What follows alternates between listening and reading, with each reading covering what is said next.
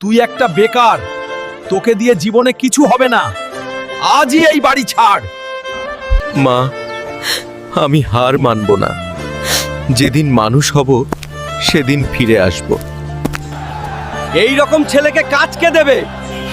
কাজ দিন দাদা, আমি কঠোর পরিশ্রম করতে পারি। পরিশ্রম করতে পারলে থাকবি, না হলে বিদায়। আমি কাজ নয়, একটা সুযোগ চাই। অপমান আমাকে দুর্বল করেনি, শক্ত বানিয়েছে। আজ আমার নাম আছে, সম্মান আছে, ও কিন্তু অহংকার নেই। এই কি সেই বেকার হাল্ক? বাবা, অপমান মানুষকে ভাঙে না, ভরসা না পাওয়া মানুষকে একা করে দেয়। এই গল্পটা শুধু আমার না, প্রতিটা অবহেলিত মানুষের গল্প।